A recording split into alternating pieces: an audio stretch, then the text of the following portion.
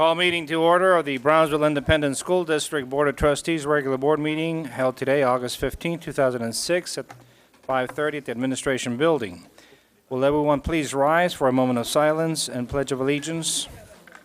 In moment of silence, Ms. Galvan, you want to say a few words? Yes, I did. The board and administration would like to offer a moment condolences to Mr. Rolando Aguilar, who lost his niece. He was like a father to Leticia Aguilar, who passed away. Leti was one of our students. She was a student council president at Porter High School and also state vice president. We'd like to remember the family during this moment of silence.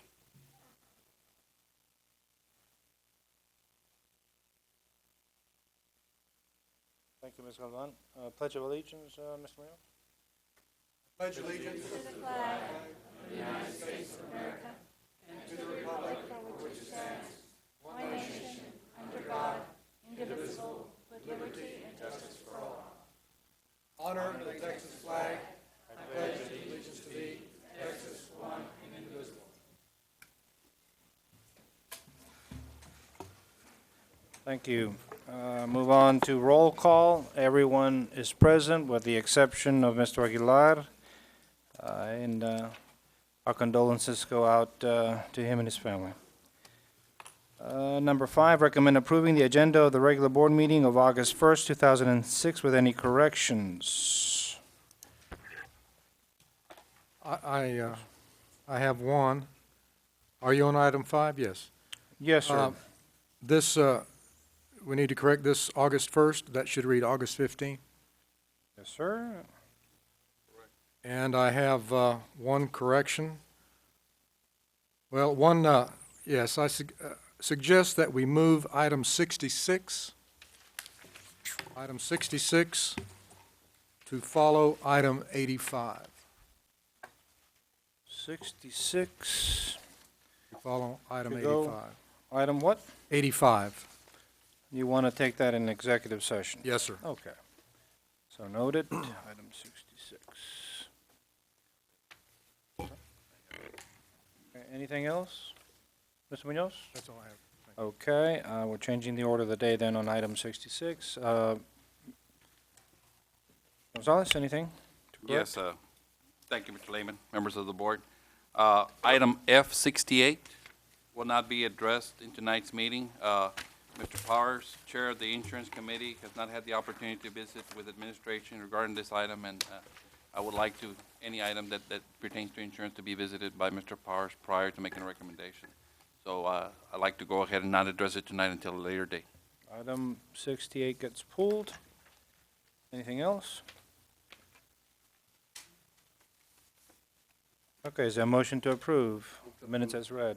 Okay, is there a second? Motion and second. All those in favor signify by raising hand, saying aye. Aye. Motion carries. Move on to item 6, recommend approving the minutes of the regular board meeting of July 25th, 2006, and the minutes of the regular board meeting of August 1st, 2006, with any corrections. Is there a motion? Or any corrections, Mr. Munoz? Yes, I have one correction. Okay, go ahead. For the August 1st meeting, and the correction is on page 19.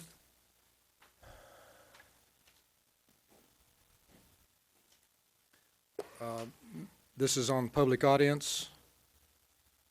Gabriela Moreno addressed board members regarding general comments. She spoke on lateral transfers. She asked if lateral transfers were considered with the students in mind. I'd like to add that Ms. Moreno was concerned about item 29 of that subject meeting's agenda, and that was in regards to hiring procedures. That was the gist of her reason for speaking. Okay. Thank you. Okay, make sure that those corrections are added on to the minutes. Any additions? Okay, is there a motion to approve item 6? So move. There's a motion to approve, second. All those in favor signify by raising hand, saying aye. Motion carries. Move on to item 7, Superintendent's Report 8, Conference Presentation 1, Recognition of the Skills USA State Officers for the 2006-2007 school year. Mr. Gonzalez. Thank you, Mr. Lehman, members of the board. We're very excited to have a group of students here today that have represented Brownsville very, very well at the state level, and very proud to have them here. And I'll ask Ms. Berta Peña to go ahead and introduce this item and do the proper recognition. Mr. Gonzalez, members of the board, it is my pleasure to ask Marilyn Matton to please make the presentation. Good evening. Mr. Lehman, board members, Mr. Gonzalez, administration, and fellow guests. I am very pleased to be here this evening. We've got bragging rights, and I'm always glad to share those with the people that help support us so that we can have those bragging rights.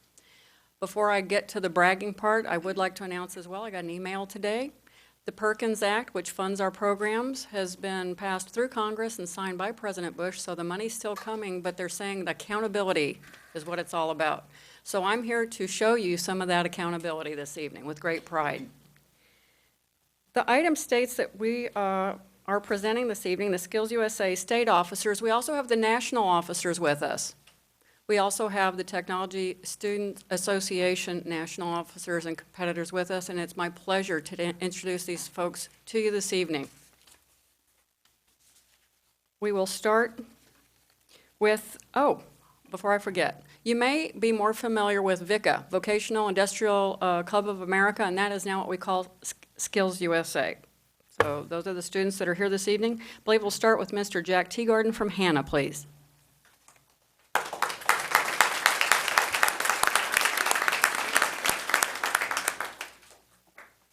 I would like to have introduced my state treasurer, Marimer Morales, but she is out of the country. She's visiting her grandparents in Puerto Rico, and she won't be back till the 17th. She was very disappointed, but anyway, she's very proud of her position and really worked hard to get it. Thank you.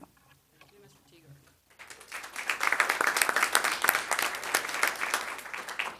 From Pace High School, I'd like to introduce Daniel Hasso, the sponsor for Pace High School for those students.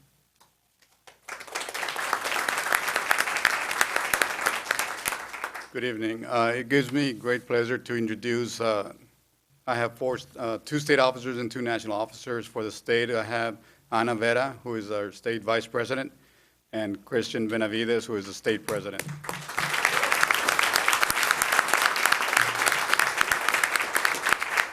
Also, I'd like to introduce Alma Limas, who is our national vice president,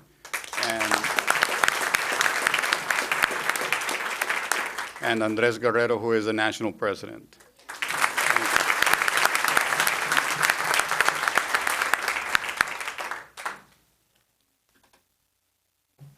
I think we can see how they got elected. I'm very proud of them. And now Mr. Rolando Iseta from Rivera High School.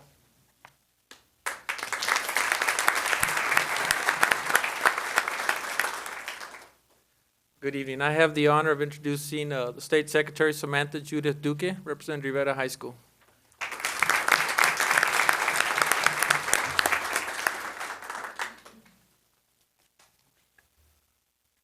These are the students who are representing us at state and nationals, again, and that is Skills USA. And now we're on to the Technology Students Association, and their sponsors are Gus Solis and Ermelinda Garcia from Porter High School. The Porter Nation has arrived.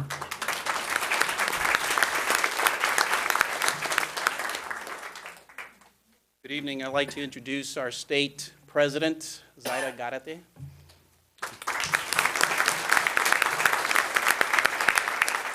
If you don't mind, could the students go ahead and step up to the front, the first ones that were introduced and the ones you're introducing now, so we can give you proper camera coverage and view to the TV audience that sees this. Go ahead and just step up to the front, right over here by Ms. Brown. Over here.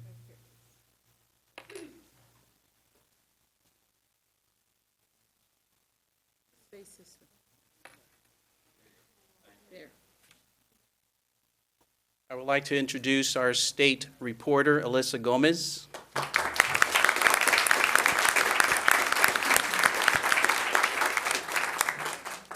Zaida is going to be a senior She just returned from MIT. She was over there for 8 weeks at a camp. She's got one step in MIT, and hopefully she will be our next astronaut. Alyssa is going to be a junior, and she's also going to be very active. She's very active at Porter High School. Our next two students, I like to recognize because they went to the national competition and they got the highest honor at the national competition. Please stand as I call your name. Perla Rivera. And Angie Fuente.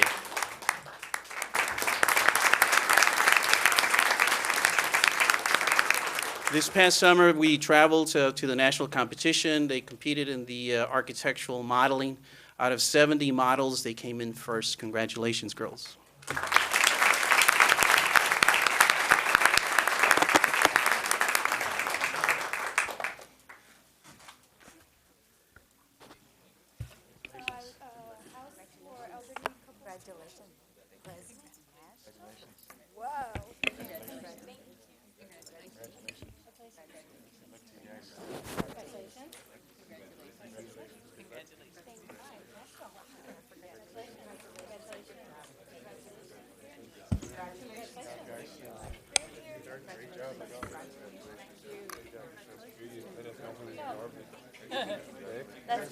Oh, you? Okay.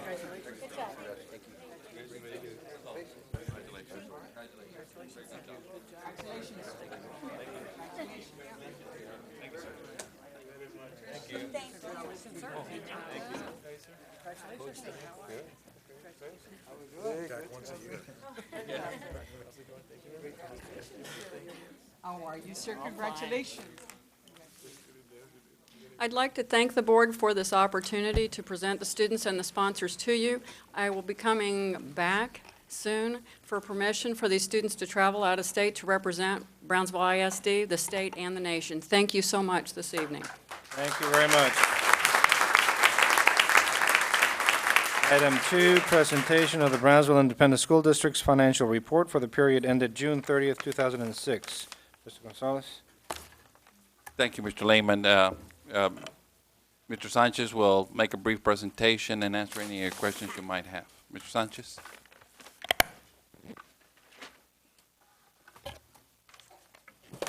The board members, Mr. Gonzalez, the information that you see, I'm not going to go over the numbers. I think all of you can read those numbers. I do want to make one comment, though, in terms of when you look at the on page 23, when you look at the local and the categorical funds, we had a meeting this morning relative to what is going to be an approximate increase in fund balance, and I think we're at the end of the June 30th, and we're projecting that probably it may increase from 84 to approximately anywhere between $95,000 to $100,000. That's in the local fund only. We're in the process of what you see here before you are budget numbers compared to actual cash numbers. So that is the basic difference. We still have some accruals to do and an accrual is basically this. If you're talking about a revenue, when we say revenue being accrued, that means the revenue has been earned but has not been received. If you're talking about expenditure, it means that it's been incurred but not paid. So those are just accounting terminology, and that's what leads to some of these end-of-the-year adjustments that you'll see. So these figures here do not include those adjustments. We have a couple of state revenue that have not been recorded. We have some payroll accruals that have not been recorded. So the numbers, we haven't closed out the books yet, and we will, and those numbers will be reflected in your audited financial statements. Comments? I couldn't find page 23. Were you referring to 28? 23 is 29. 29, right, okay. Yeah, I knew there were no numbers on page 23. I had a question on page 27, Mr. Sanchez. The 7 XXX, other resources, on page 27, the 6,355,000. Where did that money come from? What is it? Board members, again, that is a refinancing. Remember, when we refinance the bonds, we show it as revenue on one end and show it as expenditure on the other end. Okay, okay. Okay. Item 2. And you have the 4,343,000 and the 6,355,000. That's 11,551. I know that added up to something here. I guess what I'm getting at is asking you for an estimate on the budget surplus, as you know. I thought I had already said I know. that we were going to be somewhere, we're at 84 at the unreserved, undesignated fund balance beginning of the year, and we will probably, for 199, Fund 199, unreserved, undesignated, probably be in the neighborhood of about 95, maybe to 100,000. But I mean, million. Yeah. But those numbers, you can't extract those numbers from these figures, because one's budget and one's actual, and there's still some posting and some accruals to take into account. And where do we illustrate our interest earned for the In year? other revenues? That's in other revenues. Other resources, you mean? Right, other resources, yes. So that wasn't in the budget. That couldn't have been a budgeted item. So that wasn't there when we budgeted? We Yes. budgeted 73 and we ended up 79? No, we budgeted, are you talking about interest? Yeah. Interest, we budgeted around about 3 million, and we're gonna look like we're gonna be coming around, about 7.7. I think the number's more like 8.3. We'll take 8.3. Yeah, that's what we're going to get. I've got it right here. Yeah, okay.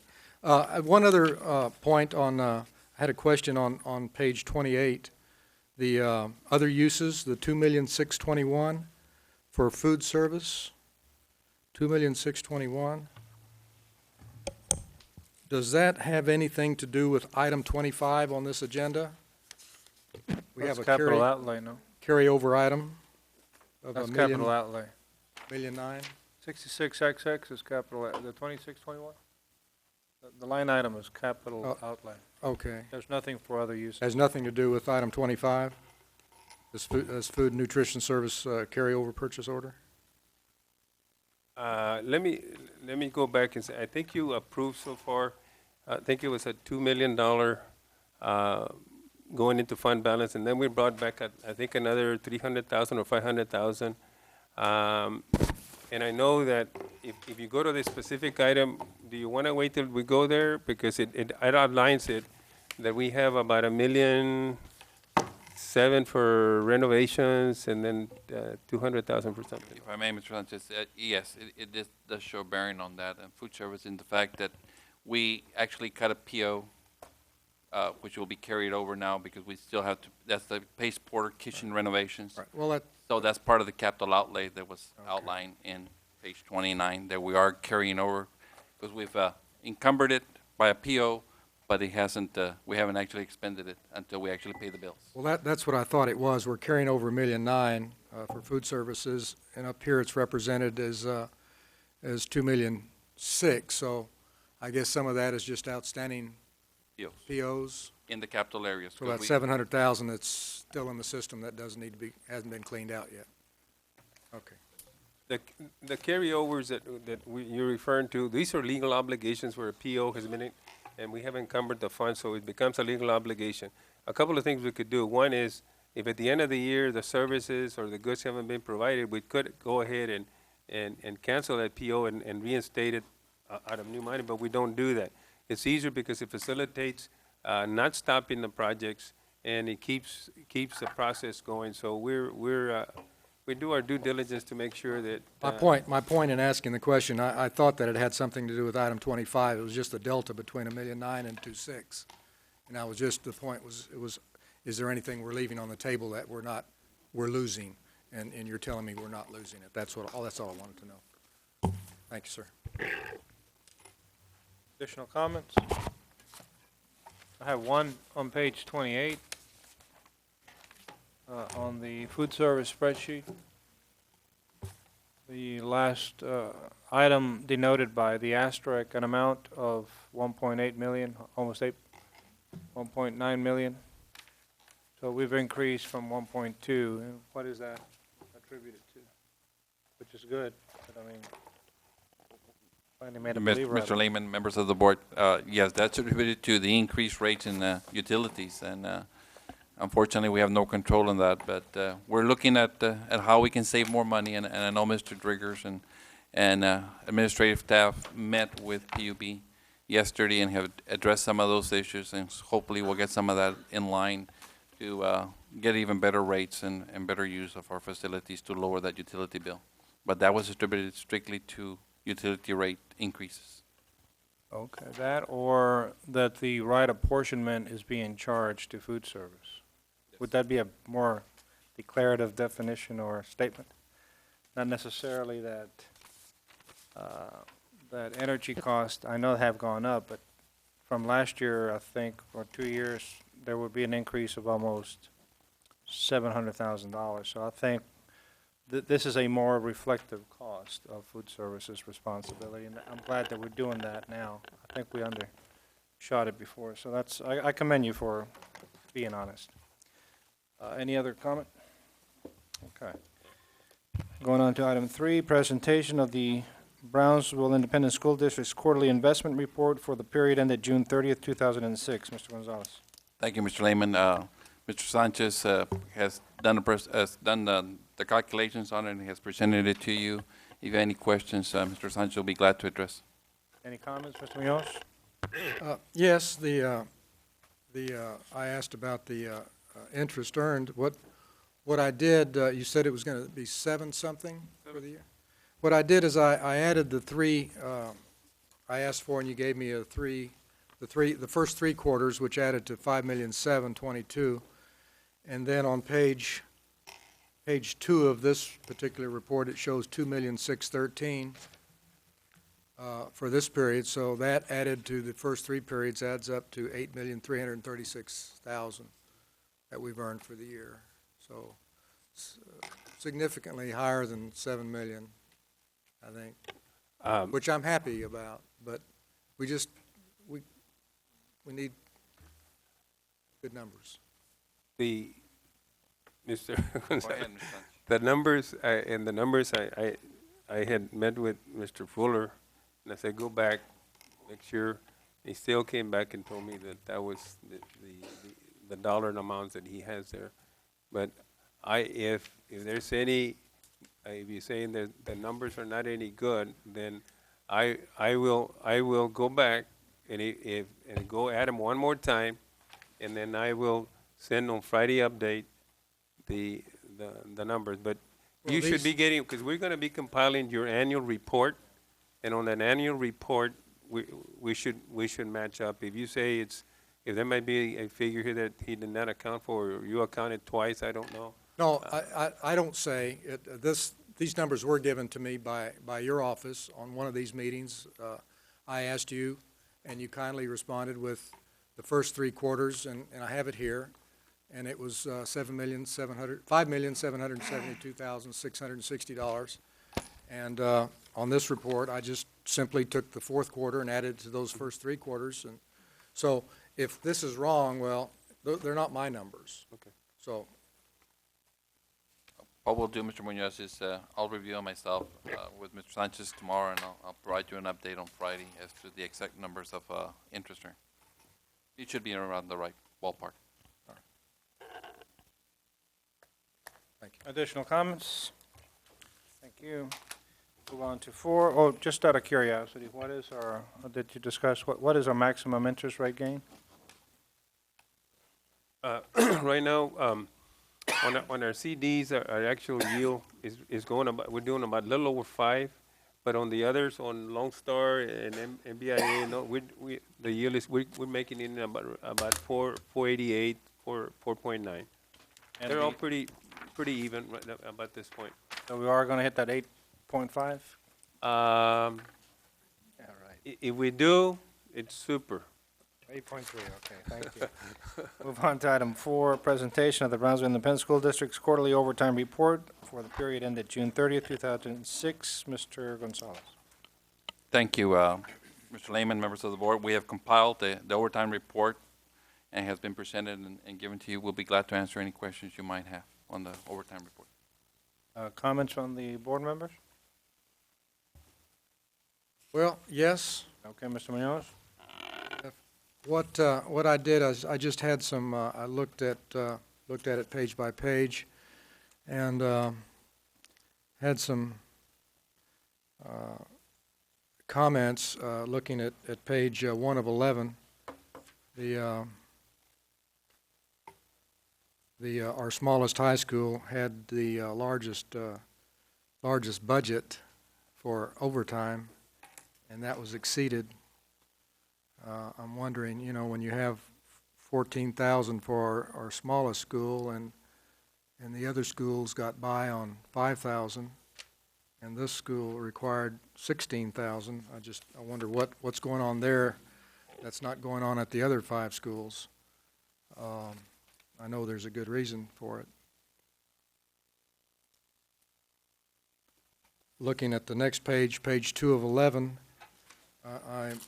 I see where our middle schools, 2 of our middle schools have rather large, well, comparatively large. 2 out of 8 of the schools, one has 22,000, the other has 11,000, but it looks like the others average 3,000 or 4,000 per campus. So I'm wondering why they're not more equitable. I know they all have similar programs, afternoon and things like that. Some of our elementary schools didn't have any overtime budgets, and they didn't expend any overtime, so congratulations to them. Yet 1 or 2 of our elementaries spent over 10,000, and I'm wondering why 30-odd schools can get by with a couple thousand or 0, and others need tens of thousands. So I'm sure that someone's looking at these sort of summer school. Congratulations to summer school. They had a budget of 14,000 on overtime. They didn't spend a penny. That was good management. Toward the end, on page 8 of 11, again, I'm looking at transportation. Transportation had $730,000 overtime budget, and we ended up spending $1,500,000. That's $806,000 over budget, and $1,500,000 is a significant amount of money. So I'm wondering, do we need more drivers? Something, perhaps we should look at the way we're conducting our business there, but that's a lot of overtime. And conversely, our security services on page 9 of 11, we had a problem last year with a lot of overtime, and we looked at it. We asked the same kinds of questions. And this year, their budget was $650,000, and they came in $500,000 under. So they only needed $154,000 out of $650,000. So I suspect that when we look at things a little more closely, that they have a tendency to be a little more careful. That's all I had. If I may, Mr. Lehman, Yes, just sir, like Mr. to Gonzalez, go ahead. comment on what Mr. Munoz's observations were, and they're very good observations. As a matter of fact, I met with staff on Monday concerning this report, and I asked them to please review it for the entire year and to get together with the campus principals and discuss where the overtime was coming from, to be able to have more detail, and for them to be scrutinize it closer to see what it was being spent on and how it could be addressed in a more efficient manner. and they have started doing that process. As far as departments, Ms. Fox and I will be looking at some of the departments that were there. Transportation, because of the number of field trips that we have throughout the year, it's very hard to predict how much overtime we're going to have. It's not a needing of more buses, but if we wanted to cut down the overtime, we would have to address reducing the number of field trips that are going on after school, or the other one would be the possibility of working out part-time drivers or whatever concerning field trips. So that's one thing we're going to look at and investigate and get back during the budget process to the board next year. Additional comments? Question. This is the end of the last year, fiscal year? That's correct. What about this new year? Will the budgeted amounts be the same, or are they going to be changed? I would have to review that with the budget with Mr. Sanchez. I will get that report from Mr. Sanchez to see how much was budgeted per department and campus, and we'll be able to hand out that to the board. So, based on an answer for today, close? We do have it budgeted. Yes. Same, near, not near? Go ahead, Mr. Sanchez. Mr. Gonzalez, Mr. Lehman, board members, this year we made a concerted effort at our budget meetings to make sure, for example, to make sure that the, starting with the campuses and departments, put some money into that. That's some of the smaller deficits you see there are people that go over quarter hour and it rolls over. But and some of the campuses, you know, we don't, there's not an equitable distribution. We ask them to put the money they feel they're gonna need for their particular programs. We give this report out, this expenditure report to the EAAs, to the principals on a monthly basis to track. So I think you're gonna see a big turnaround in terms of how much money is put in there.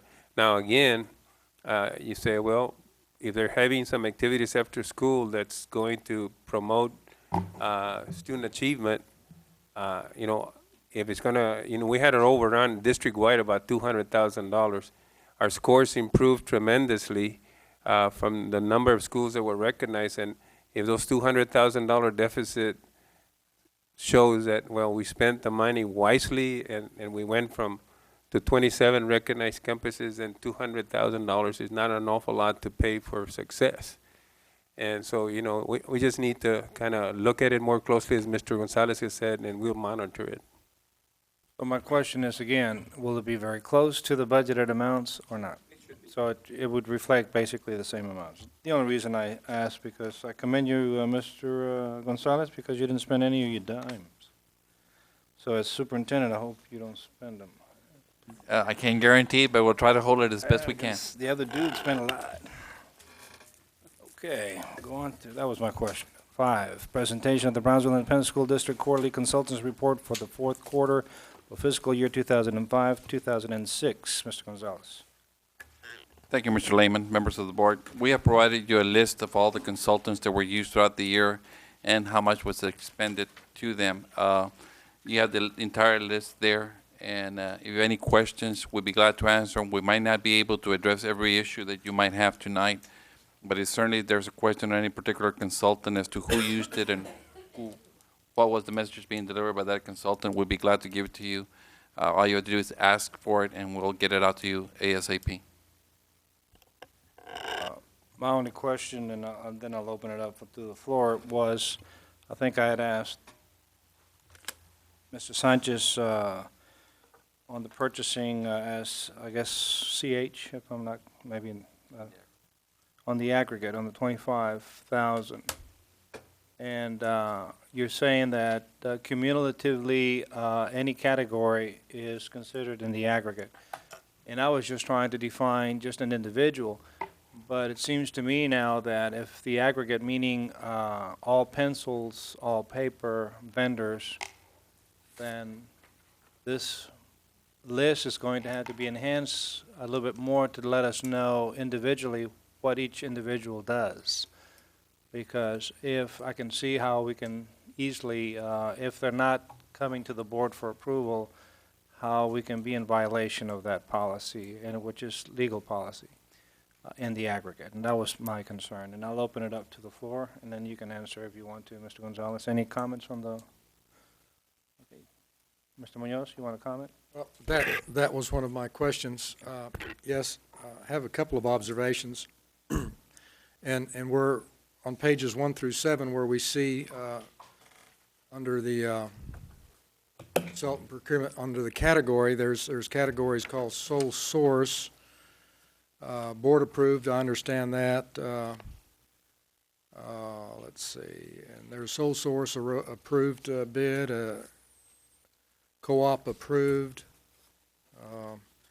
Am I to understand that those numbers, that those items will not be subject to a $25,000 limitation? If I may, Mr. Munoz, I think the question you're asking is, some of these individuals have been board approved, even though they're sole source. We did bring them to the board for approval. What we have done in the past is give you an estimate of how much was spent prior to, and then in some of them we have contracts, like with Mr. Otten, we have contracts and so on and so forth. So this is a combination of both people that are under contract and board approved and those that have come in during the year that were in the list in February and those that were prior to some of the list in February.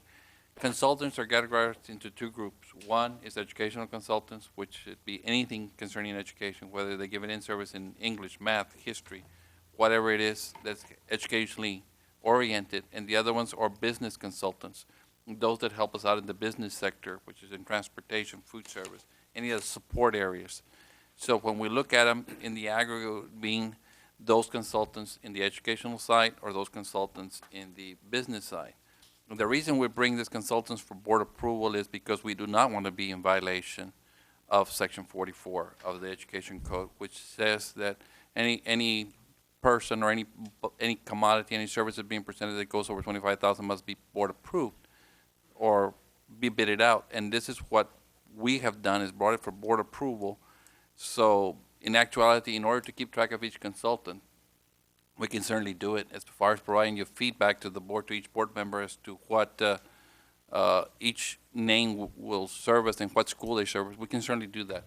That is part of what staff development keeps track of, as to how many consultants come in and so on and so forth. The reason we bring you a list of names all together in February or this past August, as we did, is to cover all those consultants, because in a district this size, 25,000 in the aggregate is awfully quick. So we're looking at it from that point of view, but we will give you a report quarterly on the consultants, and if you want us to expand that report to say used by Campus X for whatever, we will be glad to do that, because that's easy to do. I think that we discussed this once before, and I requested that there be another column here as to who the sponsor is. And yes, we will, and we will be addressing that, as I have indicated. We did not address it in this one because this one was already done, but we will be addressing it in my administration. And I had two others that a particular note. I see Weber, Dr. Weber here for 28,000. What page? This is on page 1 of 7. 34. Item number 9, line Page item 34? number 9. Yes. Yeah, We're on page the computer. 34. You What have line item item? 9, Dr. Weber's there for $28,000. And it says board approved. We approved the contract for the curriculum study, but that was 90,000 or so. But I don't recall ever approving any other expenditures, and this exceeds 25,000. That's all they charged. It's been a year. He didn't charge 90,000? It's been a year. The bill has not come in. So Right. It's still at 28,000. All right. Well, he had one more. Is that it, Mr. Munoz? You had one more, right? No, I that's had it? number 8. Thank you. Okay, go ahead. I had a question on number 8. Yep. Yeah, did that need to be board approved, or is there? Drum Cafe number 8, it's at 28,367 expenditure, and you say it's under 25,000. Mathematics doesn't add up. I think it's 28. So how did that slip? Gonzalez? I believe that the Drum Cafe was part of that list that came in February because everybody was using Drum Cafe. And I think what there might be a misprint because it's not under 25,000, quite literally it's 28,000. So at the time, maybe they was brought in on the original list, because we updated, it was under 25, but since then it's gone over the 25. But that is used basically by campuses. But it has been part of the list, right, Mr. Sanchez, that was brought up in February. Is that correct? If I may make one comment, Sure. maybe this will clarify. In February, we bring a vendor, and basically, board members, when you approve that vendor, you're not setting a dollar limitation on that vendor. You're not. That vendor, when we bring it to you in February, you're approving him. We don't know how many campuses are going to be calling for the particular consultant. And basically, what you're telling me is this, all right, the Drum Cafe, you already approved him, but if he goes over 25, bring it back and let us approve him again. Is that what I'm hearing? That was my question. My question was this board approved? Yes, ma'am, it was on February the 12th. And what was the amount approved? No dollar amount. That's the point that I raised at the last meeting, that was very dangerous, because we don't know who you're hiring, and in the spirit of the law of 44031, it's very clear in the aggregate of whatever. I think if it exceeds, and I guess we'll have legal counsel down the road investigate that, for all practical purposes, I think that needs to be brought to the board.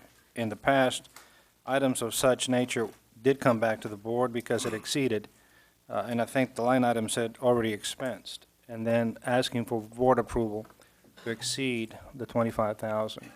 And that's the point that I was trying to raise last time, that was a dangerous precedent, and that is still there lurking. But that should be brought under the scrutiny of legal counsel, and you need to look at that, because I was trying to bring up the agenda, but February, but there are items here that aggregately exceed the 25,000. But if you're going to circumvent the policy of the statute of 44031 by simply saying, "Well, we approved it," that is a very dangerous precedent. Not to have a limit on individual categories. And I believe that at that particular time, those items were brought in, Mr. Lehman, through the process, that they were approved as consultants, and the fiscal implications were that not to exceed budgeted funds. So that basically gave the latitude to do that. However, we want to explore that a little bit further. I'll be glad to take that up during a committee meeting to be able to address those issues. And I'll certainly meet with Mr. Saldana and pound that 44.031 issue into it. But bringing them to the board for approval with the fiscal implications being not to exceed budgeted funds certainly covered the 44.031 at that particular time. However, if we need to address it in a different format, we certainly be able to discuss that during committee meetings, and I'll put that as an agenda item for the appropriate committee meeting. Okay, 44031 is very clear, and it makes reference to contracts. And contracts that exceed 25,000 must be board approved. And I think we'll give that to legal counsel, because then I want you to produce a contract for, what was that? The Drum Cafe. Do we have a contract for Drum Cafe? No, I don't think we do have a contract. I don't know. I'm not I would familiar bet, with that. I would resign tomorrow if there's a contract. You're laughing. I don't think so. There might be an agreement, might be a consultant form, but I don't think there's a contract. Man, they're gonna be looking. I have butts on the line, huh? But anyway. I think there's an agreement The somewhere. town's gonna be looking. Mr. Lehman, the contract's gonna show up. I don't run until next year, Mr. Powers. But anyway, I don't think any of these individuals that exceed the 25,000 have gotten contracts. And I see Mr. Driggers here as Energy Smart Corporation under 25,000, but I think he has a zillion or $100,000 contract, and he's only charged us $19,000. Man's not making any money. Gonzalez? I thank Mr. Driggers very much for not charging us, and but he's in the audience today. He's doing an excellent job for us. I'm sure He saved us millions of dollars. And I'm sure he's saving it all for the end. good bonus for him at the end, so But he's working with, and he He is under had, contract. but he has a contract, and why would he be showing up here? And I think we made that very clear.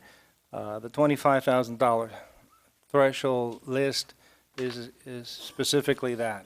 Just give us what's under the $25,000 threshold, and those that do not have contracts or board-approved contracts need to be showing here. Otherwise, it gets very confusing, and I think it's going, well, maybe leave it the way it is, because we're having fun picking at this, but a lot of things don't make sense. And if the answer of the administration is that aggregately, because we approved a number that is congruent, and in one line item to say that budgeted funds, meaning the $2.1 million that I was asking, or $1.8 million, and then you get to pick and see what you're going to pay, this is what happens. You exceed the $25,000, and this is a dangerous precedent, a very dangerous avenue to take. And I think we're not in compliance with 44.031. Any other comments? I'd just like to say that the $19,000 that we paid Mr. Draggers has saved us about $1 million over the next 8 years. Well, more than that, but surprised they'd only charge that. Any other additional comments? So this is a good tool. And Counselor, if you can refine that, define that 44031 on the aggregate and on the 25,000, I appreciate it. Yes, sir, I will. Okay, thank you. Additional comments? Move on to 6, presentation of the bond underwriters and rating agencies. Mr. Gonzalez. Thank you, Mr. Lehman, members of the board. As you well know, we're in the process of getting ratings and being able to go ahead and sell the bonds that are coming up for facilities. And today we have Mr. Larry Jordan with Estrada Hinojosa that's going to give us a presentation of what the process will be throughout the next couple of weeks to be able to sell the bonds. Thank you. Quick update. It's all good. Of course, on May 13th, the voters of the district approved by a 2-to-1 margin the issuance of $135 million worth of bonds for school facilities. And the expectation at the time, and the hope, was that we would obtain state funding for some or a substantial part of the bond payments. And we did learn several weeks ago that of the 400 districts that applied, about 40 or 41 got funded, and Brownsville ISD was fortunate enough to get the instructional facilities allotment. That's awarded on the basis of wealth. Lower wealth districts receive the funding, and you're still a low wealth district. So what that means is that over the life of the bonds, 30 years worth of payments on $135 million, the state will pay about 75%, or 75 cents on the dollar. So it's a tremendous leverage, and it really means that the taxpayers of Brownsville are paying only a small fraction of the actual cost of the facilities. Mr. Gonzalez mentioned the bond rating agencies. We had meetings today with 2 agencies, Fitch and Standard & Poor's. We have meetings tomorrow with Moody's, and those are public meetings. We had today several board members, staff members, and members of the community, and I think we did a pretty good job of, you did a pretty good job of explaining to the agencies all of the positive things that are happening in Brownsville with respect to the good job you're doing educating your children, the great job you're doing from a financial management standpoint, and of course they were able to come here. We avoided the costs of a trip, and they were able to come here and actually see some of the positive things that are happening on the ground. We expect to get the results of those ratings in the next few weeks. Right now, the district is rated A.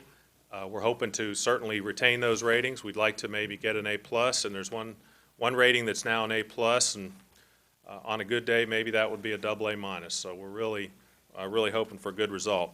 On top of that, we've also received the permanent school fund guarantee, which means that the state, in the event that there were a problem with the district making the payments, and of course we don't expect that, the state would step in with the backstop of the permanent school fund. And that means that in addition to the excellent rating that you're going to get on your bonds by themselves, you'll also be able to sell with the AAA bond rating of the state. So we're really expecting you to get quite an attractive interest rate, and again, that translates into savings to the taxpayers. We are in the process of preparing all the documents. There's an official statement that looks like a prospectus that's circulated to investors so that they can understand the district and its administration, your economy, your finances, and your debt. Bondholders, prospective bondholders will be reviewing the official statement and talking to their brokers and such in the next few weeks. Right around the last week of August, there will be a pricing, at which point a syndicate of underwriters will set the price on the bonds. They will buy all 135 million of bonds from the district, whether they have 135 million of orders or not, and then they will resell them to banks, mutual funds, insurance companies, and individuals. One item that we had discussed with you several months ago was the actual composition of the underwriting syndicate. Of course, this is a fairly large transaction, 135 million. We had discussed at the time about 5 or 6 firms, UBS, Goldman Sachs and Company, JP Morgan Chase, Merrill Lynch and Company, A.G. Edwards, and Southwest Securities. And at the time, we indicated those were the firms that we recommended that you would use. That's on the basis of firms that have a good mix of national firms that are selling bonds all over the country and regional firms. Many of these firms have local offices. Several of them have done work for the district before. Several of them have called on the district or on us and expressed interest in working on the transaction. So that is the syndicate we're proposing to you that would sell the bonds. There is one distinction among the underwriters. One of those is named as senior manager. That's really the firm that runs the transaction. They end up usually selling most of the bonds and making more money typically than the other firms involved. In the past, Goldman Sachs has been your lead underwriter, and they've certainly done a good job, and it's a great firm. I think there's been some interest in having firms that have more of a local presence, that pay more attention to the district, and also in letting other people have an opportunity to have some of the district's business. So our recommendation at this point would be that UBS serve as senior manager, and the other firms that I've named serve as co-managers. After the pricing, the transaction is brought to the board for approval. It's not over until it's over, and of course, you have the ability to review everything before it's actually done. And at that point, we would typically make a recommendation to you. We would say that we were involved in the process, that we felt the underwriters did a good job, that the price was a reasonable price, and recommend the award of the bonds. And so we're expecting that probably in the last week of August, and that would be in time for you to set your tax rate in September, you would approve the sale of the bonds. You'd actually receive the funds about a month after that, sometime in September, early October. And then again, as I say, for the next 30 years, the state will pay about 3/4 of the cost of the bonds.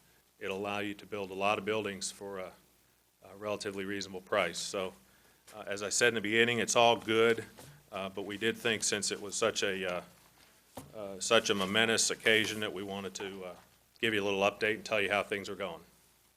Glad to answer any questions that anybody Additional has. comments from the board? Mr. Gonzalez? Now, at this time, I just want to say that we're doing a great job, and Estrada Hinojosa has really given us real good advice in leading us into this thing. The ability to sell the bonds at this month, which is great, and presentations that have been presented. I just want to say thank you to the community members that came by today and that are coming tomorrow. They were really, really helpful in illustrating to Standards & Poor and Fish, and I'm sure for Moody's tomorrow, the great community we have. And thank the board member for stepping up and talking about our community and our school district. And what really made it really good was that we were able to brag on ourselves about our educational system that we have, that we had the 27 recognized campuses, that we have a very, very sound fiscal management of money, tremendous fund balance, which were all indicators that our under ratings will be maybe upgraded a little bit by some of the companies, and if so, will give us a better interest rate for the selling of bonds, which means thousands and thousands of dollars of saving to this district by just and correct me if I'm wrong, Mr. Jordan, just by lowering the percentage point just a little bit gives us a tremendous amount of savings throughout the years of paying back the bonds. So I want to thank the community for their support, and I'm looking forward to selling the bonds and starting the construction projects as proposed and as voted by the community. So I thank you all very much. Mr. Jordan, just as a note, tomorrow we do have the last meeting with Moody's, correct? At 11 Yes, that's o'clock? 11 So o'clock. Any board member that wants to attend and anybody in the public that wants to attend, we'll have the workshop then. Absolutely. Thank you very much. Thank you. Yes, sir. Yes, sir, Mr. Powers, I'm sorry. I want to also echo Mr. Gonzalez's sentiments, Mr. Jordan. We did a fantastic job today. We're here this morning with Finch and Standard & Poor, and I really just want to thank the board members that were there. I know Escobedo couldn't make it because of his job, Dr. Escobedo, but Munoz, Mrs. Galvan, Kalung, and Mr. Lehman, myself, and Mr. Gonzalez, I think we did our best to show the image of BISD is one of the greatest school districts in the state of Texas. Sir. But I want to really thank, like Mr. Gonzalez said, is the community members that were there. Fred Rusterberg, Mary Rose Cardenas, Terry Ray, Dale Robertson, Luke Faria, David Olivera.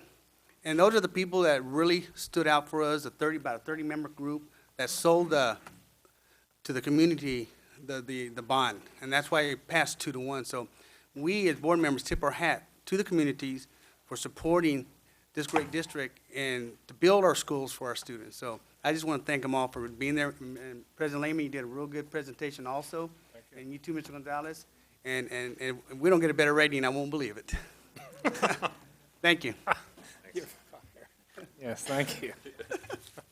Okay, move on to item 7, presentation of the notification of Betterment Fund change orders and contract change orders. Mr. Gonzalez.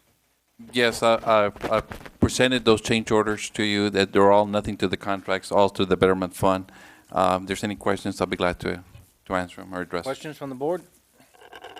Okay, and we move on to item 8, presentation of purchasing of automated external defibrillators, AED. Mr. Gonzalez?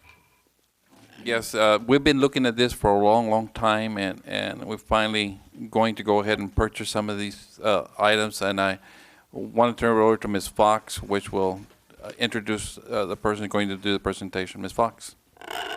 Thank you, Mr. Gonzalez. Mr. Lehman, members of the board, Ms. Castillo, our Health Services Administrator, is here this evening to give a very brief presentation about these AEDs that we're getting ready to purchase for our district. Ms. Castillo?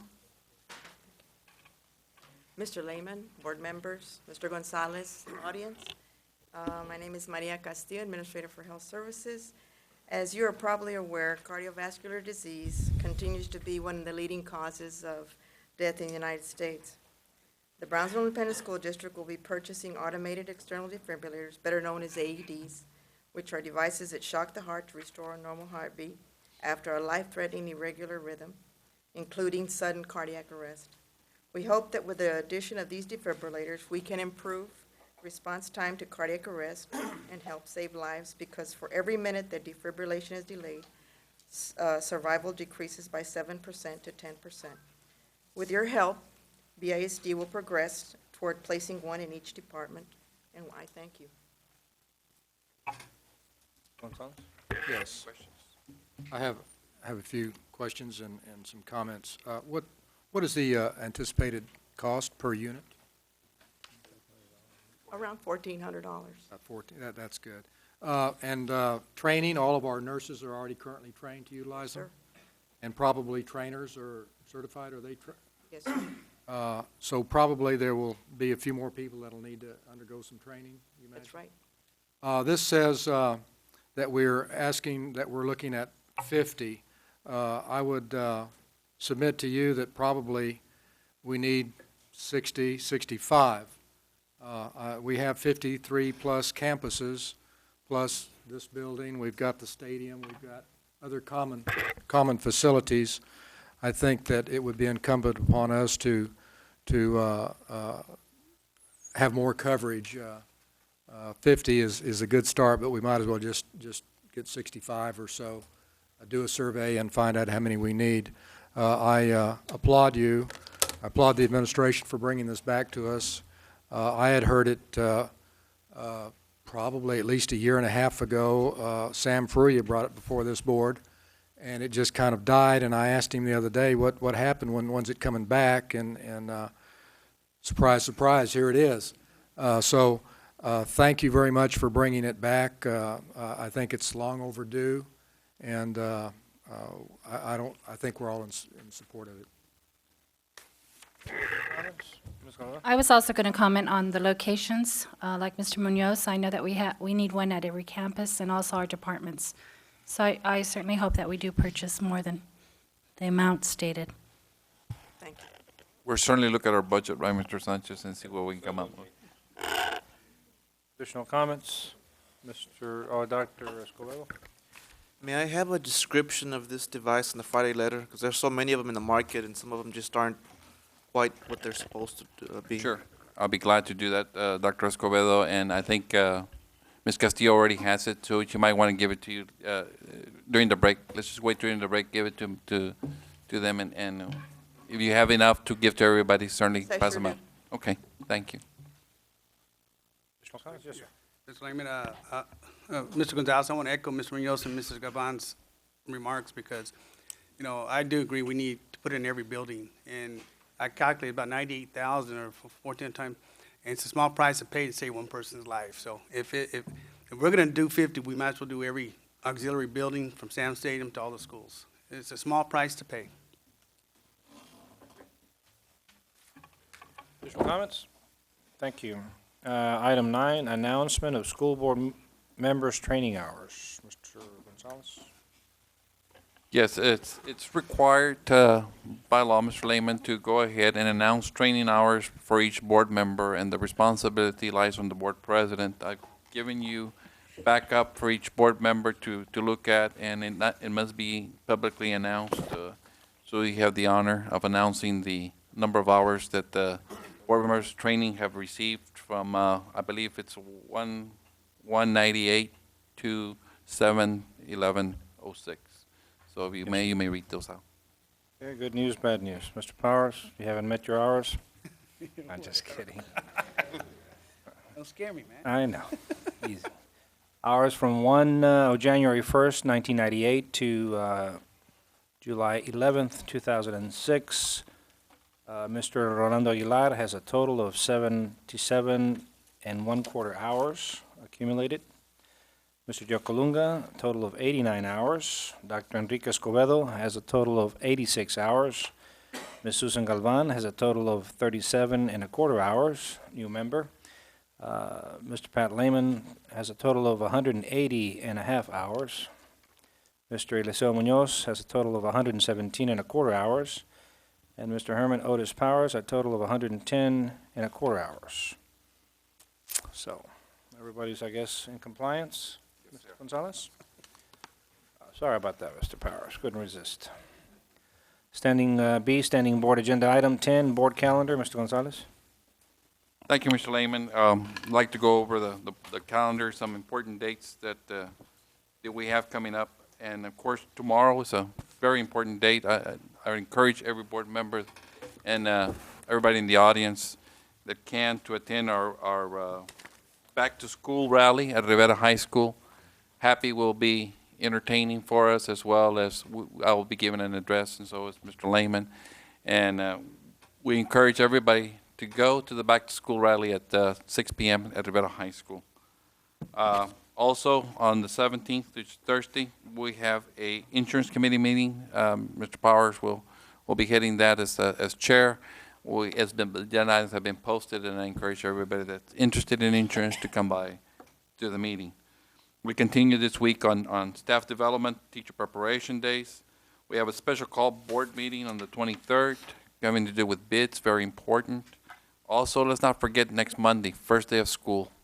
It's important for all of us to be visible and to support our kids. And if any board member wishes to, they're more than welcome and invited to attend any campus they so desire, just to see how the first day of school goes. It's interesting. Summer school graduations is next Thursday at Rivera High School at 7 p.m. I encourage all board members to please be there. There's also a special call board meeting that's not on your calendar that I would like for you to pencil in, and that's on the 31st. tentative schedule for August 31st, be able to go ahead and sell the bonds that Mr. Jordan was talking about. We anticipate selling on Monday or Tuesday, and then go ahead and having a special call board meeting on Thursday to finalize the sale and to approve the sale of the bonds. So we encourage all of you to be there. We need at least a quorum to be able to sell those bonds. Football is right around the corner. First week of football, September 1st. First home game is going to be Rivera versus La Jolla at Sam Stadium. So I encourage you to be there. I'm hoping to get you your tickets out if they're not out already to you all. But if not, I'm sure that Mr. Sanchez will contact Mr. Rodriguez and make sure your tickets are out for that week. We also have a very, very important meeting on the 5th, board meeting, and we'll be looking to adopt our tax rate at that particular board meeting. So we'll be having some meetings concerning that and be able to discuss that tonight. And you can look at the rest of the September calendar, and we'll update that on the September 5th board meeting. So you have any questions on the calendar, please call me. You have any questions on any dates, and we will be reminding you through our staff as to the important dates of what we're going to be having. So if you have any questions, please let us know. Comments, questions? Okay, thank you, Mr. Gonzalez.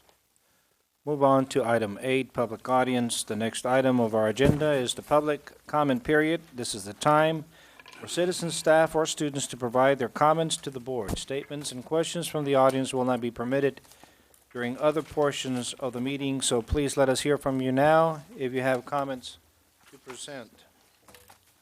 To have your comments heard tonight, your name and the subject matter of your comments must appear on the sign-in sheet, which is located at the rear of the meeting room. Each speaker will be limited to 5 minutes to complete his or her comments.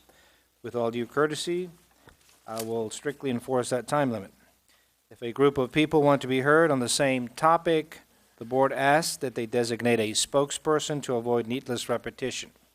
The board has adopted rules to preclude the abuse of open forum by, for example, anyone uselessly repeating the same comment or complaint meeting after meeting.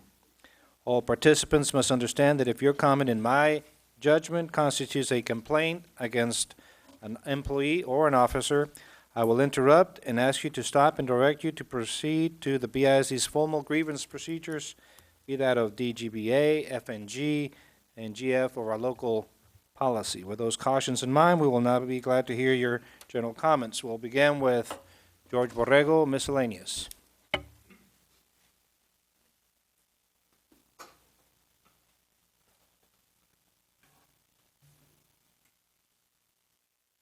George Borrego, representing the Association of Brownsville Educators, board members, Mr. Pat Lehman, Mr. Gonzalez, administration, and guests. As a potential defibrillation candidate, I had open heart surgery about 11 years ago. Thank you very much for making that effort for our employees. It's money well spent. And in order to assure that we get a defibrillator in every campus and in every department, when you pass the resolution to make sure that Lorenzo finds the money, the finance department will be the last defibrillator to be purchased.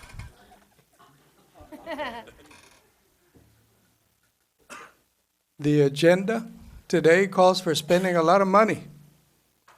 Hopefully money well spent. I'm sure it is. Make sure you took our raise into account and don't spend our portion. I'd like to thank Mr. Gonzalez, our superintendent, because he has done a few things in his short tenure that have indicated that he cares about BISD, its employees, and, of course, our students. He changed our schedule from the potential disaster of 9 periods back to what it was. And for that, I thank you. And I've been visiting with a lot of teachers, and they thank you also. They send that message to you. You will also remember that we made an attempt at 25-1. for classes, hopefully in middle school and in high school. For us to continue to be successful, we must allow our teachers to teach. And they can only teach when they have the good conditions of a ratio of 25:1. Once you get to 30 or 35, you have issues, and those issues take away from education. So I'm sure all of you will be making an effort for balancing classes and making sure that we don't overburden any of our teachers. And another important element is also the time that we are required to work. School board has set policy when high school begins, when it ends, when the elementary begins, when it ends, and middle school. Our principals should be sensitive to that and sensitive to our staffs so that they are not overworked. Because if they are overworked, it reflects later on. So please take that into consideration. And finally, when we went back to the schedule that we had, there is still some inequity on our campuses, and that is the core versus non-core. We have our non-core teachers teaching more classes than the core. And I believe that they should be treated equally, because all of us on a campus will be dismissed when AYP comes around. They're not going to say, well, non-core, you don't count. You can stay here. As far as I know, that's not the case. We're all in it together, from the principal to the janitor. So let's treat everybody equally. Thank you. Thank you, Mr. Borrego. Next person is Beto Medrano. Selection, super, and ACE. Selection of the supervisor Selection. and ACE campus. First of all, I Perfect attendance, want to okay. congratulate our presenter here this afternoon. That I was real proud to see Rolando. He was over at Rivera now. He worked with me at boot camp, and I worked with Jack Teagarden at Hannah with Vica Club, and outstanding future leaders of America right there. And they don't have to be on food stamps or anything like that, because Dagoberto Herrera would really get upset at those people, being a Republican. Wanted to share the same thing that George Borrego said, and I know that Mr. Trevino was next to me, and we have the same topic. First of all, real quick, I want to mention the fact that on the selection of the superintendent, we're going to lay it to rest. I was very upset when I left here. I came to hear the speakers speak, and then I left, and then I saw it on video that we wanted to do a RFP, and we want to follow the Herald advice. Herald doesn't have anything to do with this school board.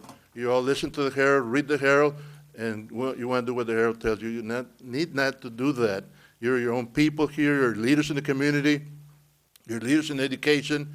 You need to listen to yourself and forget about selecting a new superintendent. We have an interim superintendent, let him do his job, and give him a Christmas gift on Christmas Day and give him the job or whatever, but do not go outside and spend $250,000 for a national search committee, which will come back and tell you that the people here are happy with what they have or happy with what Brownsville can produce. It's an insult, guys. I don't want to be redundant, but I don't want to come here again and tell you that.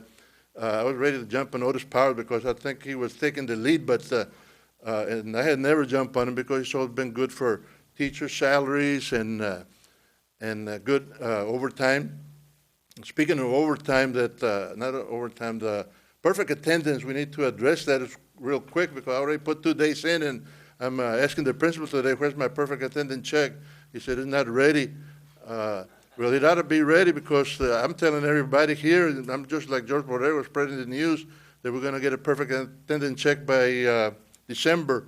12 beautiful ladies from Aiken, 3 coaches from Hannah today at Captain Bob's. I told them already that it's coming, so I don't want to be like George here and then somebody shoots me in the back.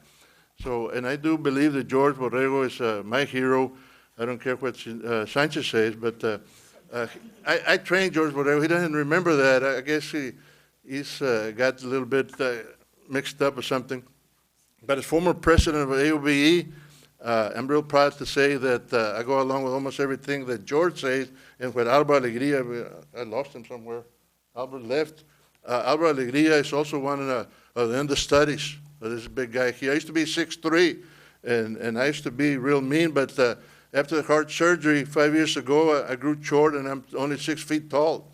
And I want to tell Judy Garcia that instead of my left foot, now it's my left toe, my right toe. I had a little surgery done there yesterday afternoon, and the doctor was real upset at me. I said, Mr. Merano, what happened to you? You're not taking care of yourself. I said, I got to take care of myself. Judy Garcia is always checking me out. And then I said, how did it happen? Well, I got a bill from PUB, and I got so upset that I wanted to kick the dog, and the dog got away from me, and I kicked the kitchen door, and so I busted my toe and my nail in half, and I don't have any feeling there, so I'm limping, and I apologize for coming in like this. Don't think I like to dress like George Borrego in shorts. But the last time he came here in shorts or something, his wife complaining. So we don't want that to happen. And I want to thank Mr. Gonzalez, Mr. Garcia, and Ms. Berta Peña. And I really want to thank you and the staff from ACE for sending us an outstanding principal after a 7-month search for a principal. How much do you think it's going to take for a superintendent, Mr. Powers? So I want to tell you that lay low, and we'll take care of business here. Good job, not only with the principal, and I said we're number one in the state, and I made an appeal and suggestion to the staff yesterday that we're number one in the state of Texas. We want to be number one in the nation. I said, I don't know what we're going to be doing. Then today we get a counselor. I think George Savera taught her, and then Berta Peña too. We get the number one counselor, only second to George. We get the number one counselor. This lady is awesome. Evaluations and accountability. Accountability is the name of the game. Thank you, sir. You will be reminded, not only by me, but other speakers. Accountability is the name of the game this year, and we're going to produce for you. Thanks for the salary increase from the Rivera, from the Aiken ladies and from the Cana coaches, and we'll be looking for the perfect attendance. Thank you very much, sir. Thank you, Mr. Medrano. Next person is Patrick Hames, Open Communications. Patrick Hamas. President Lehman, Mr. Gonzalez, members of the board, esteemed audience. First of all, I've got to get here earlier. I got to sign up before George and Beto. I can't compete. I just got to get here earlier to sign up. Since school got out in the end of May and with us coming back to work this week, whether it's because I'm a concerned citizen or involved employee or just because I like a social life on Tuesday nights, I've tried to make every board meeting this summer. And with the exception of the July 25th meeting, I believe I have been successful. And in the last 2 Sunday papers, we've had articles or editorials from a former trustee and a current trustee, and not endorsing one or the other. But one of the things I noticed in the June and July meetings, and I can't speak for the July 25th since I wasn't present, but there weren't any recordings of the meetings. Nothing for BISD television here. And I know that you're big believers in open communication. And June was a pretty eventful month. It was the budget process with $451 million being budgeted, a superintendent leaving, a superintendent coming in, salaries being discussed and approved for all the employees, including the superintendents.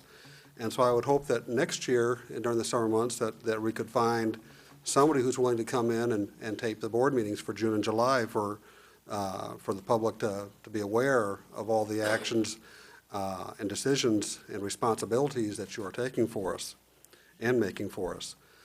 So that's one of the things I'm hoping that we would like to see that would be good, so that if there's any issues or concerns, everybody's seeing the process that you're taking to solve and make decisions. Real quick, I want to hopefully, I don't usually say I want to speak for teachers or teacher organizations, but our sympathies go out to Mr. Aguilar and his family. And I don't know what the protocol is on this, and I'm not going to use the name because I don't know if it's been released for public information. But we did have a death of a student who would be returning to Oliveta this past Sunday. And I do hope at the next board meeting that you will take if it is a proper protocol, that you'll take the time to sympathize with that family also. Other than that, it's been a very interesting and eventful summer, and I'm looking forward to sacrificing my Tuesday nights to come and spend more time with you all. Thank you. Thanks, sir. Next person is John Clark, new school year.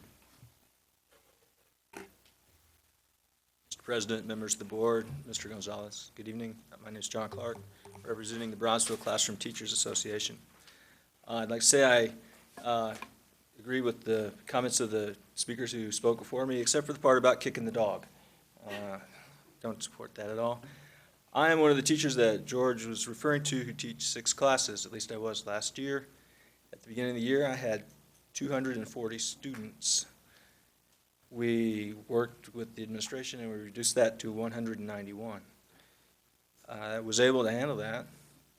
The teachers in the rooms on either side of me had approximately 110 students in their classes.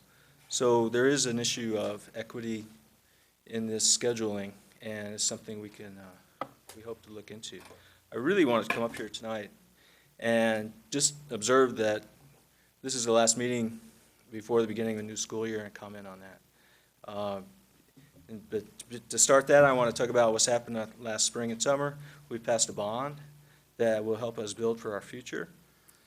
We've selected a fine new interim superintendent, Mr. Gonzalez. Congratulations. We have appointed many new staff to new positions. We have 27 recognized campuses, and we've had a teacher and other employee pay raise, which is wonderful. Thank you to the board for that. Also during the summer, our teachers have been teaching summer school, writing curriculum, and working on their professional development. This past Thursday and Friday, I had the opportunity to be at the new teacher in services, and I got to see our new teachers, and it's a fine group. They're coming in with lots of energy and enthusiasm, and they should do a good job for us. And so next Monday, some children, holding their mother or father's hand, will walk into a classroom for the very first time. And they will let go of their parents' hand for a while and begin a journey of discovery that will last a lifetime. We all here hope to do our best to help them on that journey. Other students will return to school, and perhaps something will pique their interest, and they will begin a walk on one of our career pathways that we offer. Other students may be drawn inexplicably to a magnet program. Certainly this year, students will rejoin old friends and make new friends. Perhaps a light bulb will go on for them in a troublesome subject. Perhaps they will develop a new interest. Perhaps they will develop a new lifelong interest. Perhaps they'll win a state title for the first time. Anyway, at the end of this summer, I just want to say something that we all know, but maybe we don't say out loud. And that's that it's great in this modern world that in the summertime, kids have the time to do nothing but just be kids. And I'm glad it's still that way. So it looks really like everything's in place to make this a great year for our students. So let's have some fun and make it a wonderful year. Thank you. Thank you, sir. Move on to item 9, closed meeting, as pursuant to the Texas Government Code, Section 551.074 and 551.082. Board goes into closed meeting to consider and listen to A, Level 3 Board Review and Grievance, Item 11, Level 3 Grievance, Juanita Rodriguez, number 001-06/07.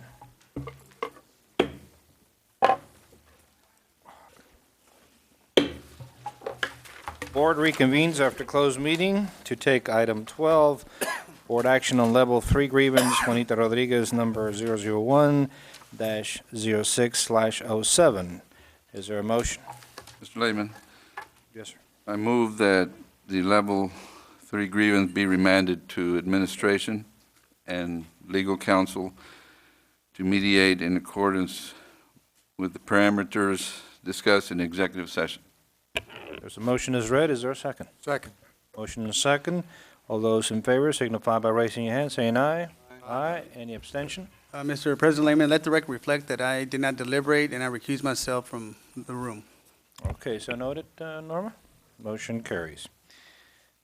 Going on to 10, consent agenda items. I have received a list from my colleagues indicating that there is no need for discussion on or deliberation on the following items. Under General Function A, recommend approval of the following general function items, number 13, number 12, 23, I'm sorry, 22. I'm going like you, Mr. Powers.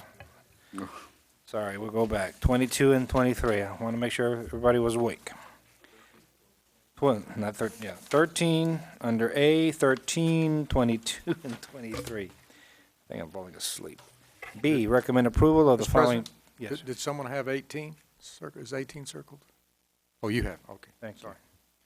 B, recommend approval of the following payments, number 24. C, recommend approval of the following budget amendments. All of C is consent.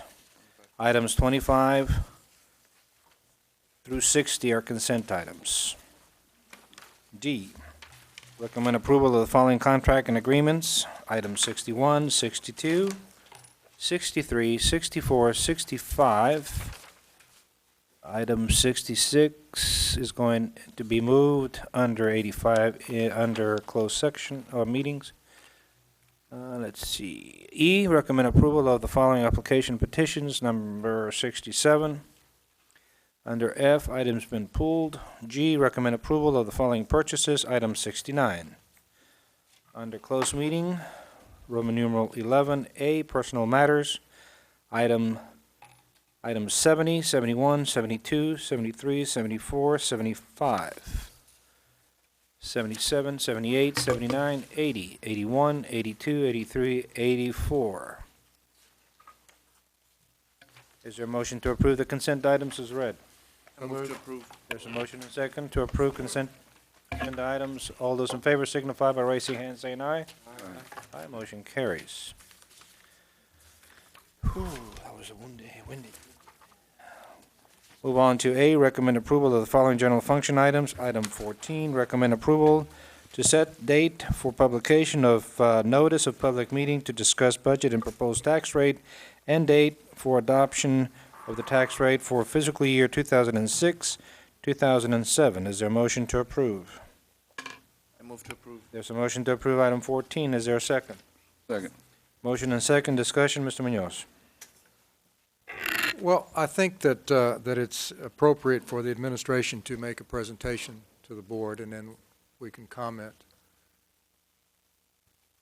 Okay. You not? Because what we're talking about is we're talking about setting, which we will win on September 5th. By September 5th, we will set the tax rate for the district. There are things, questions that the administration can make very clear to us as to what was taken into consideration on the budget that we're in right now. I'd like to hear, I think we'd all like to hear that matter. Sure.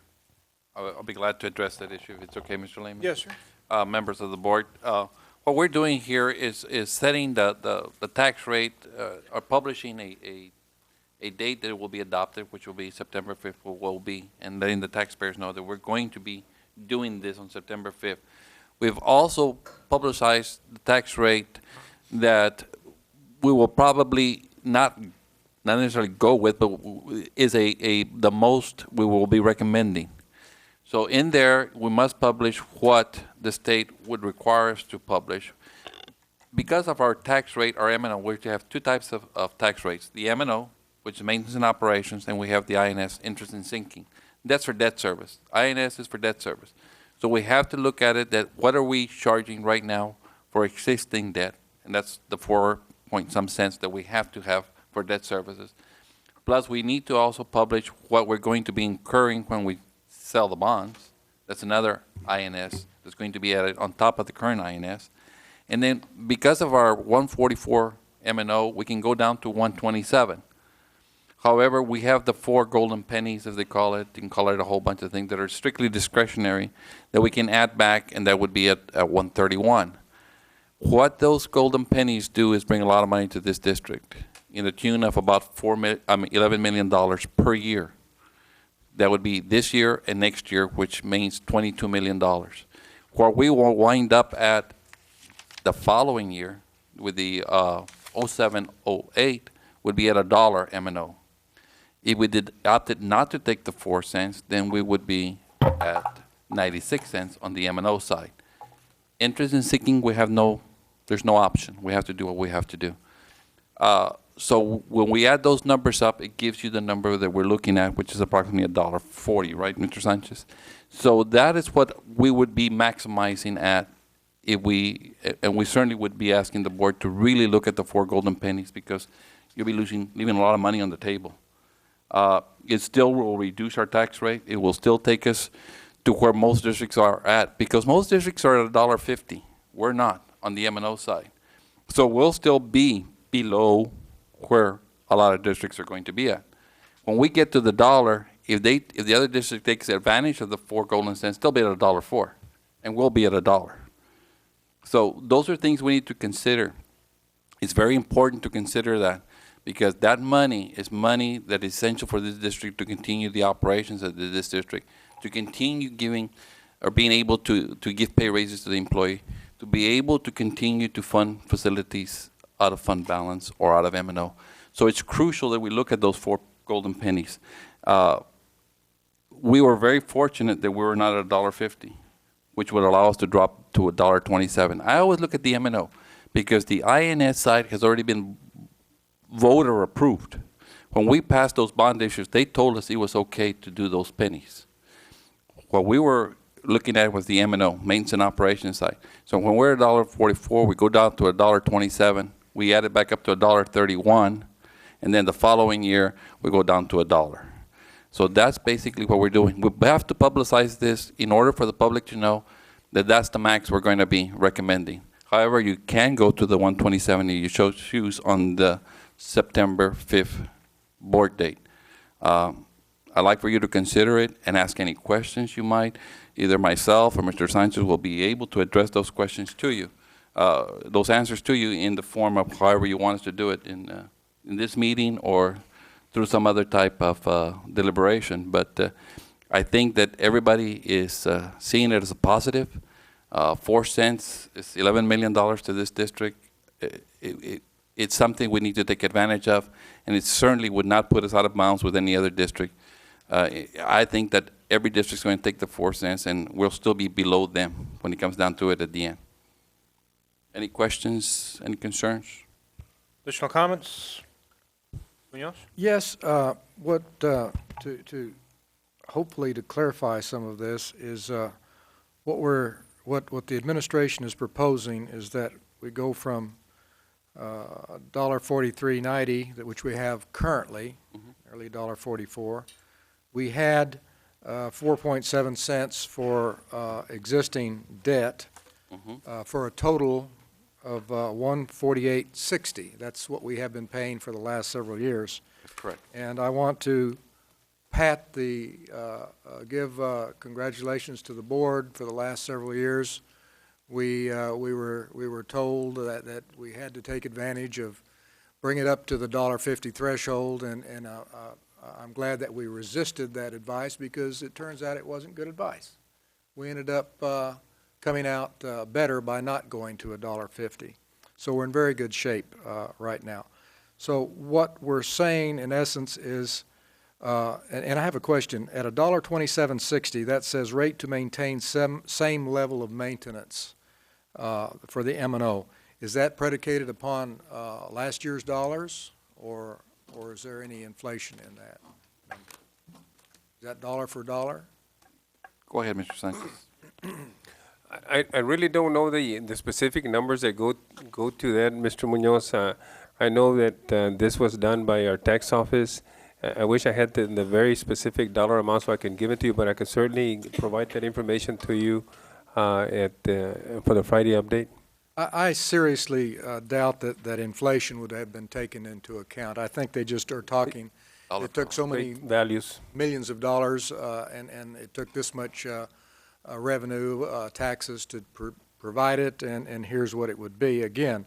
So I seriously doubt that the same number, $1.2760, would provide us with the same goods and services in the next 12 months.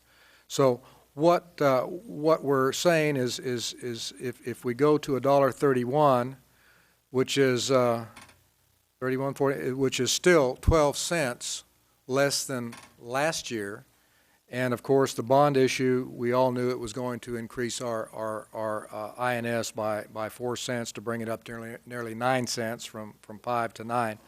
We're still 4 cents under last year's tax threshold.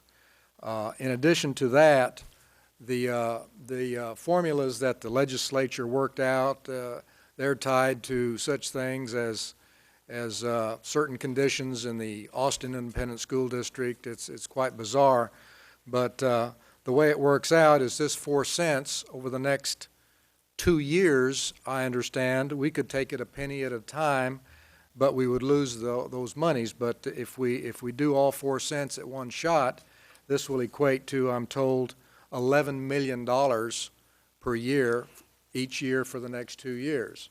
So this would be, in essence, a $22 million windfall for the district. So, and then on top of that, I think, and I don't think it's inappropriate to mention it, on top of that, next year, Phase 2 goes into effect, where we drop, another 30 cents or so? We will drop to, from the $1.27, we would go all the way to 96 cents on the M&O. So about another 30 cents. So I can't envision the need to ask for a tax increase next year. I think this community will enjoy a serious reduction in their taxes, certainly in the amount that our rates. What our property values are, that's nobody's guess. With all the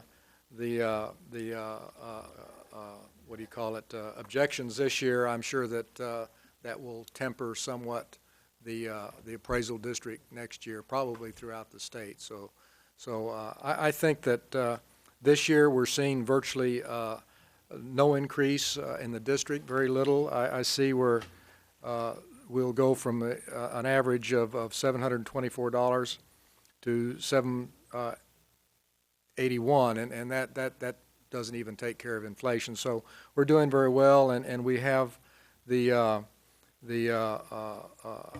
going to have a significant tax decrease next year. So I think we're in a just like the bond issue, they used a term, it was a no-brainer because of the confluence of the bond and the INS or the IFA monies, and our position of only paying back 24.5 cents on the dollar, and the reduction of taxes. We're coming out. This community is just going aces to aces. We're real winners here, and the $130 million bond is going to be spent primarily in this community. It's going in salaries and goods and so on and so forth, plus the intangibles of how we're going to be able to improve our educational system. So I think that the big savings will be next year. I just can't imagine that we won't see a large reduction in taxes next year. So I think that this is probably a very reasonable rendition for us to consider. Additional comments? Mr. Gonzalez, I missed the amount of reduction in cents for next year on the tax base. What is the... On the M&O side? Well, whatever, the total effect, what is it? Total effect will be, if we... 30 cents? If we keep the... Okay, hold on. If we keep the 4 cents, it goes down to $1. If we don't keep the 4 cents, it goes down to 96 plus the 9 cents for INS. Right, So it but I could mean, be it's either 30 cents. $1.05 or $1.09. So, so we don't confuse, we just confuse the public. About 30 So cents. it's 30 cents will be, overall will be at $1.10. Yes. So they understand that. Mhm. Because when they pay their taxes, they're not gonna break it down, INS and M&O. $1.10. I'll go straight across the board, so that way the public knows that not this year, but next year, it'll go down to 110, that's what he's saying. And we would have netted $22 million. That's correct. You know, maybe, okay. This year, our tax rate will be from 148.60 down to 140.54. 140, Prediction. $1.40 Yes. and a half. And the the next following year, it'll be about $1.10. $1.10, 54. Okay. Very good. Additional comments? Okay. So, do I have a motion? There's a motion and a second. I guess, I need a show of hands. All those in favor signify by raising hand, saying aye. Aye, motion carries. 13, recommend approval of resolution number 001/06-07 for the Brownsville Independent School District to participate in described purchasing programs of the Texas Cooperative Purchasing Network Region 4 Educational Service Center for the 2006-2007 school year. Is there a motion to approve? I move to approve item 15. Motion to approve item 15, second? I second. Motion and second, discussion, Mr. Munoz. Yes, I had some questions. I had 3 questions. What was bought, what will be bought, and will we approve these items? Will they be brought to us for approval? We spent $2.5 million last year through this co-op. We have been members of co-ops for many, many years in this district. This is not the first time we bring these resolutions to you all. And really, the importance of being in co-op is to get the best possible prices for the district that we can. A lot of times, I don't know exactly what's bought through each co-op, but I've asked Mr. Sanchez to address that issue. Certainly, the big ticket items like buses, vehicles, and stuff like that have been put forth on the board through the budget process. However, if the board feels comfortable, this administration can certainly bring them back to the board just to show how much it's costing and what we're purchasing and so on and so forth. The best prices we can get are through the co-ops. Last year, I know on maintenance vehicles, we bid it out locally, and we still went with the co-op to buy the vehicles because nobody could compete with the prices that the co-op had. So to tell you what's bought, I'd like for Mr. Sanchez to address that. Mr. Sanchez? Board members, do you want just this item? Because I do have for all the other, just this particular item. Well, Or one answer. what was the direct question? I think. Yeah, what are we getting from Region 4? Vehicles are under item 18. So I know it's not vehicles. On this one is basically we buy through, Office Depot is part of this. So we buy a lot of supplies through Office Depot, that's on this, one of the vendors. We buy a lot of audiovisual materials and a lot of software. Those are the main 3 items that we go to for purchases in this area. So my last question is and the big boogaboo is software probably. Will we be aware of these purchases? Will they come to us, or will we be saying it's within the budgeted guidelines of $450 million? The operative word is describe purchasing programs, and that is through items 16 through 20, and then, of course, 21 has cooperative program. But the concern, and let me just elaborate, in the past,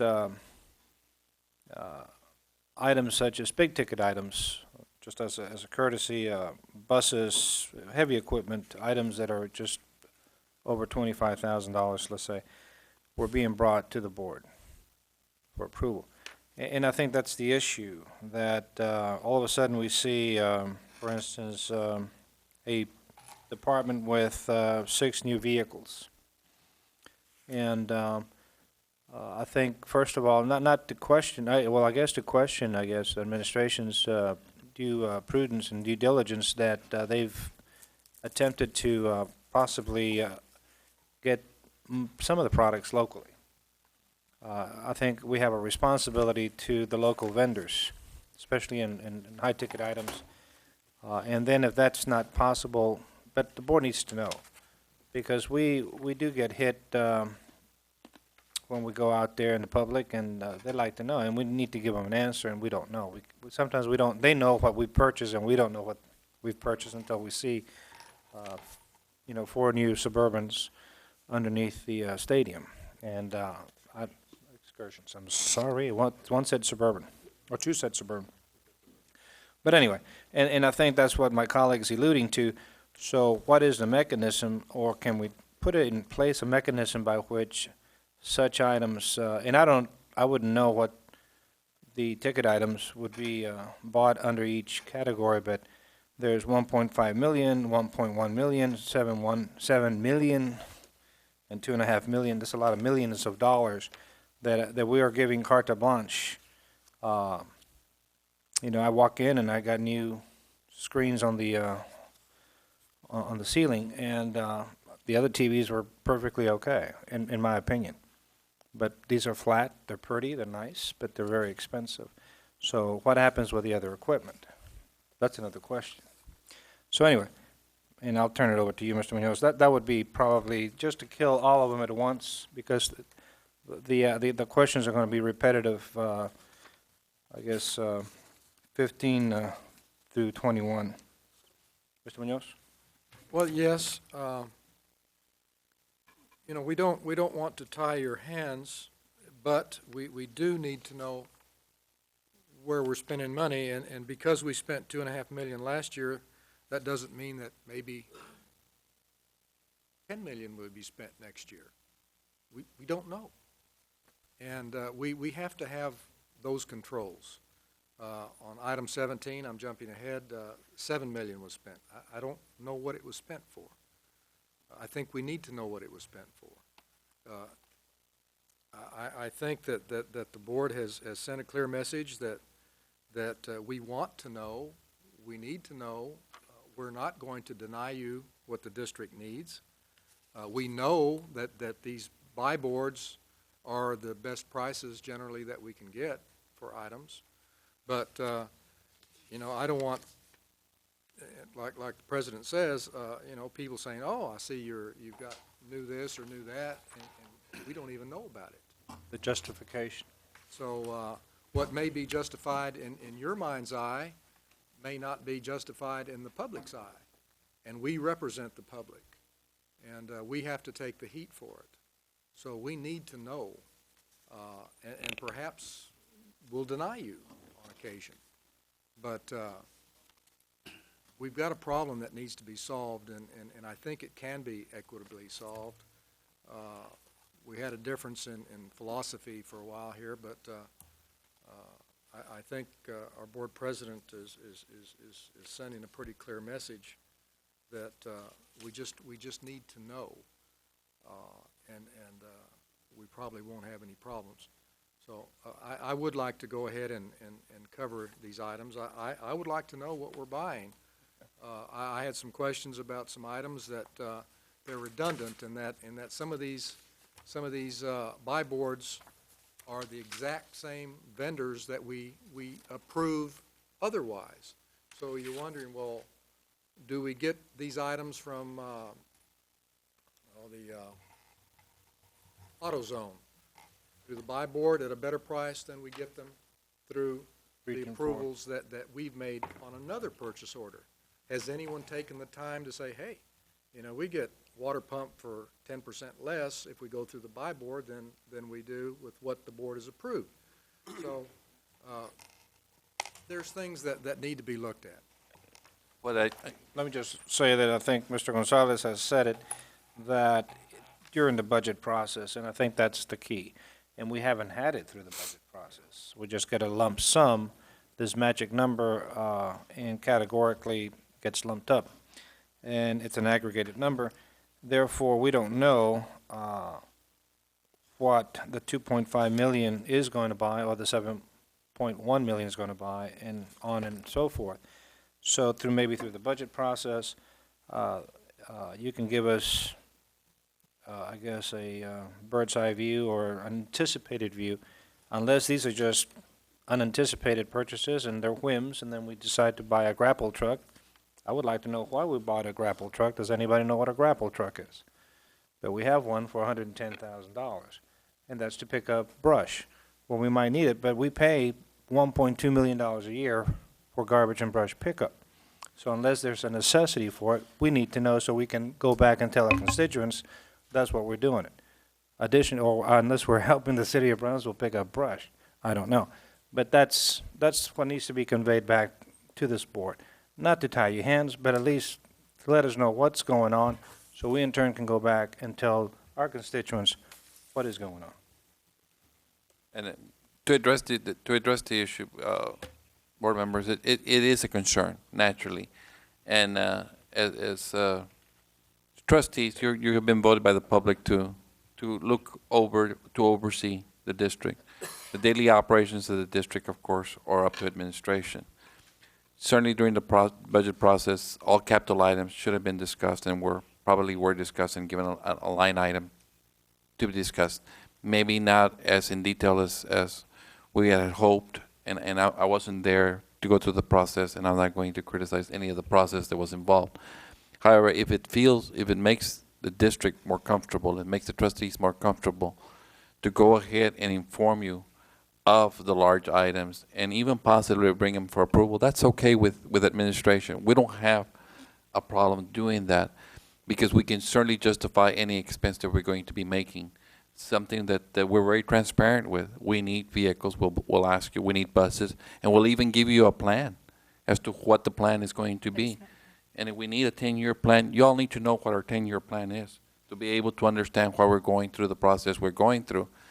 As far as going through office supplies, well, it's impossible to tell you we're going to go buy X number of pens or pencils or paper or whatever, because we use that on a daily basis, and I don't think you want that coming to y'all. I think you all want the big ticket items. If we are going to go buy 6 new vehicles for the police department, why?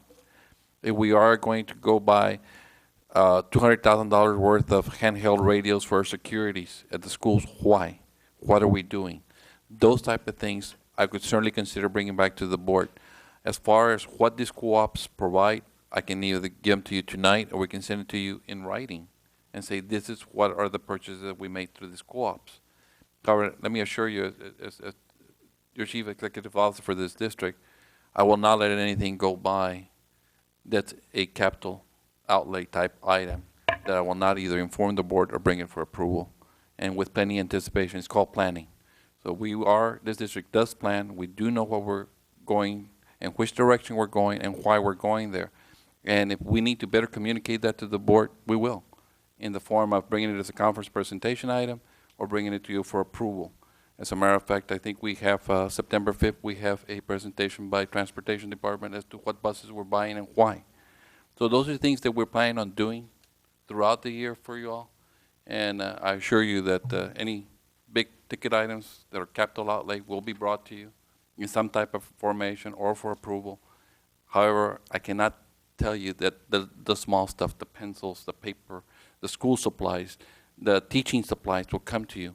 But we do get those from very good prices from these co-ops, and we just like to have the ability to do that and do a lot of cost savings. You know, today we presented to the board, to the Standards & Poor and to Fish about how wonderful fund balances that we have. That's to being frugal with our money. And certainly being able to buy through these co-ops means that we are being frugal. We are taking care of our money. We're good stewards of money. So with that in mind, we need these to be able to do that, to continue to do that, to continue to add to our fund balance. And I certainly understand that the board needs to know what we're doing with capital outlay items, like that truck you were talking about, Mr. Lame. And we will bring those to you, I guarantee you, before we purchase. Okay? That wasn't hard, was it? No, it was not. Anyway, Mr. Munoz, or any other comments? Okay, and I think 15 through 21 basically have the same scenario. So with that in mind and with your candor and your due diligence, we will look forward to being informed without any further action by the board as far as putting restrictions on purchasing. We would like that. There's a motion and a second to approve item 15. Is there, well, let me have a show of hands. Is there, all those in favor signify by raising your hand, saying aye. Aye. Motion carries. Item 16, recommend approval of resolution number 002/06-07 for the Brownsville Independent School District to participate in described purchasing programs of the TASB for the 2006-2007 school year. Is there a motion to approve item 16? Move to approve. Motion to approve item 16. Is there a second? Motion and second. Discussion, Mr. Munoz. Well, there again, same three questions. What was purchased? What are we going to purchase? And will we know? So the backup didn't give us any clue as to what this particular item would furnish. And that's I have to ask this question for probably all of them, because I happen to know that one of them is vehicles, but the majority of them I don't know. And then there's a couple here that it was zero spent, and you wonder, well, why even bother? So I don't have, and you didn't tell us what did we spend the $776,000 on for item 16 last year? If I may, Mr. Munoz, and Mr. Saldana, would it be inappropriate to go ahead and address items 16, 17, 18, 19, and 20 by asking Mr. Sanchez to go ahead and give a brief presentation as to what each company, it's going to be the same question over and over again, to what is involved and what we buy from those particular, through those resolutions? Would it be inappropriate to address it all at one time? No, it wouldn't, but if you all want to vote on it, you all have to take it one at a time. Yeah. Or Right. you need another motion on the floor to vote items 16 through 21. And then you can open up the discussion wide open. You want to amend that, or do you want to take them one at a time? It's up to No, you. I'm okay unless anyone wants to. I think we've got our point across. No, I mean, I understand. I mean, if Mr. Munoz would like to visit your office in the morning and get a itemized statement, I mean, knock yourself silly. No, I think that But I think the point is, The I think, point has very, been very understood, clear. and when you present us with these things, when you tell us you spend $7 million and you want carte blanche to spend at least $7 million more next year, well, what was it? You didn't even tell us what it was. What I will do tomorrow morning, I'll have Mr. Sanchez go ahead and type it up, bring it to me, let me review it, send it out to you all. All 7 board members will get the same information. And then if you still don't understand, I will make an appointment to meet with you along with Mr. Sanchez to explain any other further process with what I just predicated in saying that any large type items, capital outlay items, will be brought back to the board. Well, any item that you feel needs to be brought, whether, Definitely. We even Which- brought, we had the opportunity this afternoon to just present to buy the defibrillators without bringing it to the board. It was this administration's recommendation to present it as a conference presentation, so you all know what we were doing, what we were buying. So you wouldn't hear it from the outside. So that is this administration's philosophy. We'll continue with this philosophy. Mr. Munoz, is that satisfactory? Yes, should I So we make a can- motion to? No, I'll just read them and then, because we're going to have to read them anyway. President, I would have to amend my motion, because I have the motion on the table. Well, let's just vote on 16 and take the rest. Okay. Yeah, there's a motion to approve item 16. All those in favor signify by raising your hand, saying aye. Aye. Aye. Okay. Now, Counselor, you wanted to take let me just read them out so people know what, we'll just take them one by one. Item 17, recommend approval of resolution number 003/06-07 for the Brownsville Independent School District to participate in described purchasing programs of the Texas Building and Procurement Commission on and the Department of Information Resources for the 2006-2007 school year. Mr. Munoz, you had discussion, you'll waive. Is there motion? Second? Second. Motion and second to approve item 17. All those in favor signify by raising your hand, saying aye. Aye. Motion carries. Item 18, recommend approval of the resolution number 004/06-07 for the Brownsville Independent School Districts to participate in described purchasing programs of the Houston-Galveston Area Council Cooperative Purchasing Programs for the 2006-2007 school year. That was mine. I need a motion. Move. Second? Second. Motion and second to approve item 18. All those in favor signify by raising your hand, saying aye. Aye. Motion carries. 19, recommend approval of resolution number 005/06-07 for the Brownsville Independent School District to participate in described purchasing programs of the U.S. communities for the 2006, 2007 school years. A motion, well, that's Mr. Munoz, you'll waive. Motion? Second? Second. All those in favor signify by saying aye. Raise your hand. Motion carries. Item 20, recommend approval of resolution number 006/06-07 for the Brownsville Independent School District to participate in described purchasing programs of the Region 1 Purchasing Co-op, ROCP, for the 2006-2007 school year. Mr. Munoz, you waive. Motion? Move. Second. Motion and second to approve item 20. All those in favor signify by raising your hand, saying aye.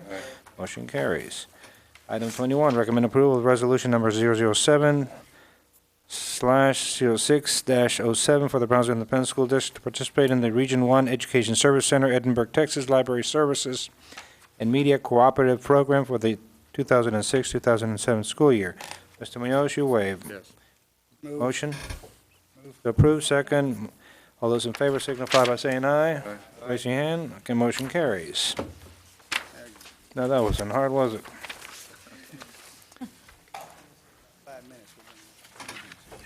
Hard, it was long. Okay, so we're through. We go to item 11, closed meeting as pursuant to the Texas Government Code, Section 551.071, 551.072, 551.074, and 551.082, and 551.084. Board goes into executive session, closed meeting. We hear personnel matters and other issues.